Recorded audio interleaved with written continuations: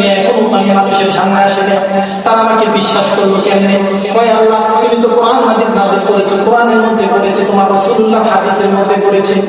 আল্লাহ বলে ফেরেশতাগণ তোমরা সাক্ষী থাকো, দুনিয়া জমিনের মধ্যে ওই মানুষগুলা যারা দক্ষিণ বাজদির ময়দানে বসে বসে আল্লাহ নামের জিকির করলো, ওই জায়গার মধ্যে কতগুলা মানুষ আছে যে মানুষগুলা রব্বে কারিমের নাম মুবারক জপে, ওই জায়গার মধ্যে অনেক মুমিন ব্যক্তি রয়েছে। ফেরেশতারা তোমরা সাক্ষী থাকো, ওই জায়গার মধ্যে মুমিন ব্যক্তির সাথে যদি কোনো মুনাফিক ব্যক্তি থাকে, যেই ব্যক্তি জীবনে আমি আল্লাহ নাম মুবারক পর্যন্ত জপে নাই, আমি আল্লাহ নুরানি নামগুলা পর্যন্ত সে নেয় নাই, আমি আল্লাহর দরবারে শুকরিয়া আদায় করে নাই, কিন্তু মুমিন ব্যক্তির পাশাপাশি বসে ওই মুনাফিক ব্যক্তিটাও আমি আল্লাহর নামগুলা স্মরণ করে দিয়েছে।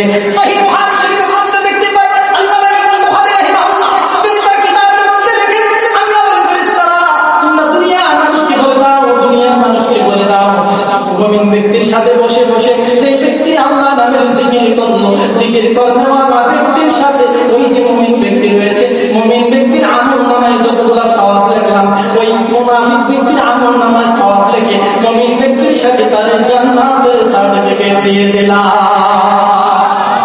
এই জন্য সেই রব্বি কারীম আমাকে আপনাকে মেসেজ দিচ্ছেন,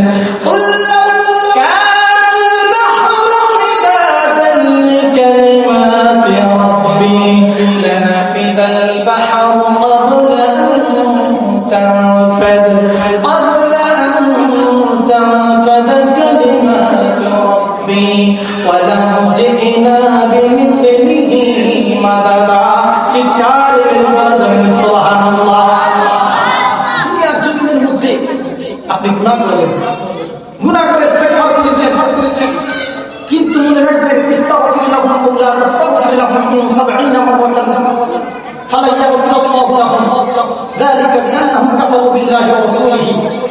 আল্লাহ তাআলা ইরশাদ করেছেন যে শুধুমাত্র মুশরিক ব্যক্তি ছাড়া দুনিয়ার জমিনের মধ্যে যদি কোনো মানুষ গুনাহ করে, তাহলে আমি তার গুনাহ করতে, তার যতবার সে গুনাহ করবে আমি তার গুনাহ ক্ষমা করতে প্রস্তুত, কিন্তু একমাত্র মুশরিকের গুনাহ আমি ক্ষমা করতে পারবো না যে ব্যক্তি আমার সাথে শরীক করেছে। বলে নাউযুবিল্লাহ। সেই আল্লাহ তাআলা আমাকে আপনাকে সুসংবাদ দিচ্ছে, যদি আমি রব্বে কারীমের নাম মুবারক জপি, যদি রব্বে কারীমের নামে জিকির আদায় করি, রব্বে কারীম আমাকে জান্নাতের সার্টিফিকেট দিবেন। চিৎকার করুন সুবহানাল্লাহ। গভীর মনোযোগ আলোচনার মধ্যে প্রবেশ করে গেল। হযরত জিবরাইল আলাইহিস সালাতু ওয়াস সালাম আল্লাহর হাবিবের সামনে বসা, হঠাৎ করে জিবরাইলকে প্রশ্ন করলেন, আমার রাসূলুল্লাহর পাশে যেহেতু বসেছে, এবার আমার নবী হযরত জিবরাইলকে প্রশ্ন করলেন, ভাই জিবরাইল, দুনিয়ার জমিনের মধ্যে কতবার এসেছো, কত লক্ষবার এসেছো আমি জানি না। ও ভাই জিবরাইল, দুনিয়ার জমিনে এসেছো, তোমার নিকট জানতে চাই কোন জায়গায় তুমি কোনো কষ্ট পেয়েছিলে কিনা, কোন জায়গায় তুমি দুঃখ পেয়েছিলে কিনা। হযরত জিবরাইল ডাক দিয়ে বলে, ইয়া রাসূলুল্লাহ, ইয়া নবী আল্লাহ, ইয়া হাবিবাল্লাহ, নবী ওয়া আমার পৃথিবীর মধ্যে কত নবী রাসূলের কাছে আসলাম, কত আম্বিয়া মুরসালিন কিরামের নিকট আসলাম, ইয়া রাসূলুল্লাহ, ইয়া নবী আল্লাহ, ইয়া হাবিবাল্লাহ, কেউ কোনদিন আমাকে বলে নাই যে জিবরাইল কোন জায়গার মধ্যে তুমি ব্যথা পেয়েছো, কোন জায়গার মধ্যে তুমি কষ্ট পেয়েছো। ইয়া রাসূলুল্লাহ, ইয়া হাবিবাল্লাহ, আপনি আমাকে কেন প্রশ্নটা করলেন? এইবার আমার রাসূলুল্লাহ ডাক দিয়ে বলেন, দেখেন কত মায়ার নবী, সুবহানাল্লাহ।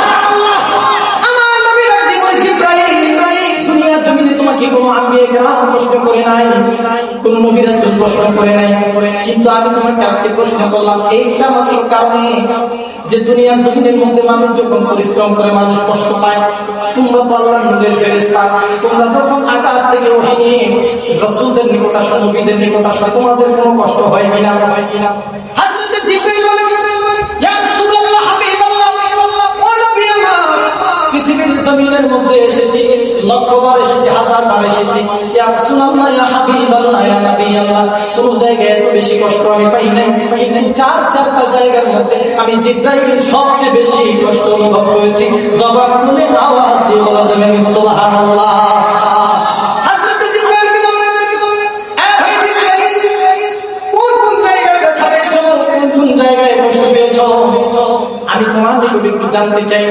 হযরত জিবরাইল বলেন, ইয়া রাসূলুল্লাহ, ইয়া হাবিবাল্লাহ, নবী গো আমার, প্রথম দিনের ব্যথা আমি সেই দিন পেয়েছিলাম। প্রথম দিনের কষ্ট আমি সেই দিন পেয়েছিলাম। হযরত ইব্রাহিম খলিলুল্লাহকে যখন কাফেররা আগুনের মধ্যে ফেলে দিবে, হঠাৎ করে আরশের খুদির পাশে একটা গায়েবী আওয়াজ চলে আসলো। কে যেন ডাকলেছে, জিবরাইল জমিনের মধ্যে নেমে যাও। আজকে যদি জমিনের মধ্যে নেমে না যাও তাহলে তারা আমার বন্ধু খলিলুল্লাহকে আগুনের মধ্যে ফেলে হত্যা করে ফেলবে। হযরত জিবরাইল বলেন, ইয়া রাসূলুল্লাহ, হাবিবাল্লাহ, ও নবী গো আমার, পৃথিবীর জমিনের মানুষ যখন কাজ করে, কাজ করার পূর্বে সে মাস্টার প্ল্যানিং করে যে আজকে কাজ করবে কিনা। ইয়া রাসূলুল্লাহ, হাবিবাল্লাহ, ওই দিন আমি দুনিয়ার জমিনে নেমে যাব এরকম আমার কোনো প্ল্যান ছিল না। হঠাৎ করে আমি রব্বে কারীমের নাম মুবারক করতেছিলাম, আরশের খুঁটির পাশে বসে বসে হঠাৎ একটা আওয়াজ চলে আসলো। কে যেন একটা ডাক দিল, জিবরাইল জমিনের মধ্যে নেমে যাও। জমিনের মধ্যে যদি নেমে না যাও তাহলে আমার বন্ধু খলিলুল্লাহকে তারা আগুনের মধ্যে ফেলে হত্যা করবে।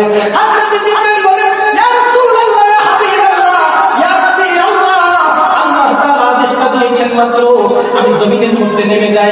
জমিনের মধ্যে গিয়ে দুইটা বর্ণনা এসেছে, বর্ণনাটা পেয়েছি তাফসীরে রুহুল বায়ানের মধ্যে লিখেছেন আল্লামা আবুল ফিদা ইসমাইল হাকি রাহিমাহুল্লাহ। তিনি এই জায়গায় দুইটা ব্যাখ্যা এনেছেন। হযরত জিবরাইল হযরত ইব্রাহিম পয়গম্বর খলিলুল্লাহ নিকট এসে বলে, ও ভাই তোমার হাতটা আমার হাতের মধ্যে দাও। হযরত ইব্রাহিম খলিলুল্লাহ বলে, না না, আমার হাত তোমার হাতের মধ্যে দিব না। যে রব্বে কারীম আমাকে আগুনের মধ্যে ফেলেছেন ওই রব্বে কারীমের উপর তাওয়াক্কুল করলাম, ওই রব্বে কারীমের উপর ভরসা করেছি, ওই রব্বে কারীম আমাকে আগুন থেকে রক্ষা করবে।